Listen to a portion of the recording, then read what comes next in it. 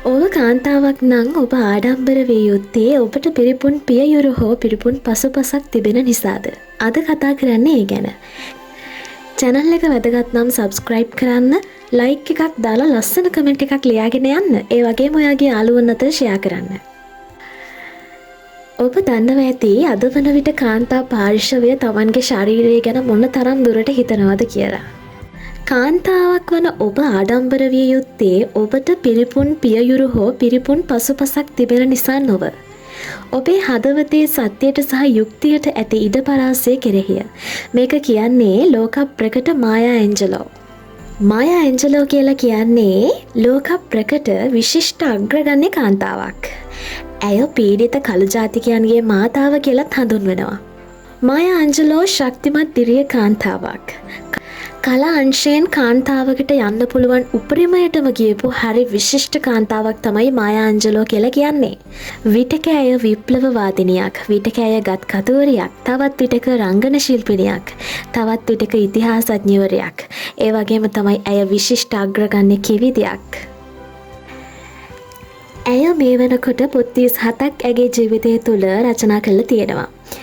ඒ පොත් 37න් පොත් 30කටම ලෝකේ පොතකට ලැබෙන ඉහළම සම්මාන ලබා ගන්න සමත් වෙලා තියෙනවා. ඇමරිකානු ජනාධිපති සම්මාන 2ක් ඇයට හිමි. ඒ වගේම තමයි ඇයට උපාධි 31ක් හිමි. ප්‍රථම ඇමරිකානු කළු ජාතික චිත්‍රපට නිෂ්පාදිතවරිය ඇයයි. ඒ වගේම තමයි ප්‍රථම කළු ජාතික කාන්තා කොන්දොස්තරවරිය විදිහටත් ඇය කටයුතු කරලා තියෙනවා. ඇය ඉපදෙන්නේ ඇමරිකාවේ ශාන්ත ලූවිස් කියන පුංචි ගමේ. දෙමව්පියන් ඇය කුඩා කාලෙදිම තික්කසාද වෙනවා. මේ නිසා ඇගේ සහෝදරියත් එක්ක ඇය තනි වෙනවා. ඇගේ සහෝදරියයි ඇයයි හැදෙන්න වැඩෙන්නේ තමන්ගේ මිත්තණිය ළඟ. ඇයට ඇගේ සහෝදරයා කතා කරන්නේ මායා සිස්ටර් කියලා. අපිට නම් අපේ පුංචි කාලේ ගැන කතා කරනකොට අපිට මතක් වෙන්නේ හරි රසවත් දේවල්, හරි මිහිරි අත්දැකීම්. හැබැයි මේ පුංචි මායාට තමන්ගේ ළමා කාලේ එච්චර සුන්දර එකක් උනේ නැහැ. ඇයට අවුරුදු 7යි. කළු ජාතික පිරිමියෙක් විසින් ඇය ඉතාම අමානුෂික විදිහට දූෂණය කරනවා. දන්නවද? මේක දැනගත්ත ඇගේ බාප්පා ඇවිල්ලා මේ අදාළ පුද්ගලයාව මරණයට පත් කරනවා.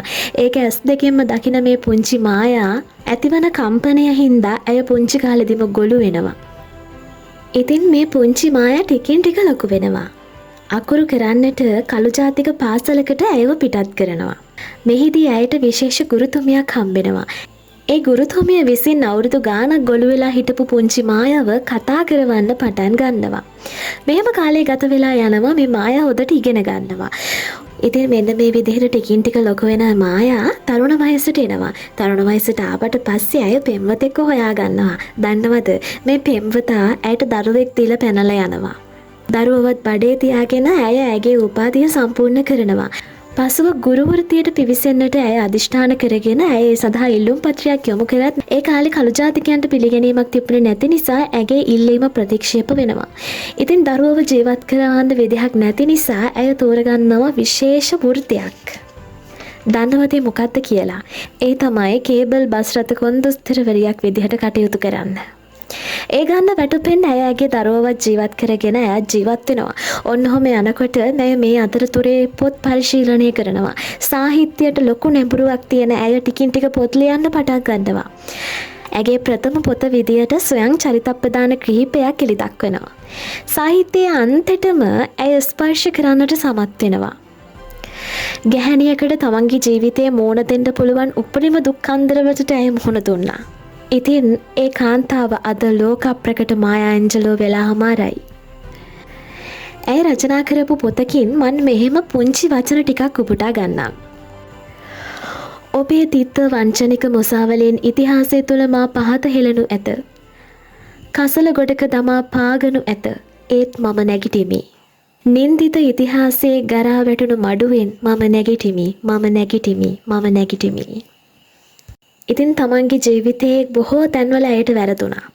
සමාජයේ ඇයව හංවඩු ගැහුවා. ඒත් ඒ හැමදේම දරාගෙන මායා ඇන්ජලෝ නැගිට්ටා. ඉතින් ඔයාටත් ඔයාගේ ජීවිතේ සමහර තැන් ගොඩාක් වැරදිලා ඇති. ඉතින් ඒ දේවල් වලට පසුතැවෙන්නේ නැතුව ඒ දේවල් වලට ස්තුතිවන්ත වෙන්න. ඒ මොකද ඒ දේවල් එහෙම නොවෙන්නට ඔබට ඒ පිළිබඳව අත්දැකීමක් කවදාවත් ලබා ගන්නට නොහැකි වෙන නිසා. ඉතින් එදා පුංචි මායා සිස්ටර් නැගිට්ටා වගේ ඔබත් නැගිටින්න. ඔබට ස්තුතිවන්ත වෙලා ජීවිතේ පටන් ගන්න. ඔබට ජය වේවා.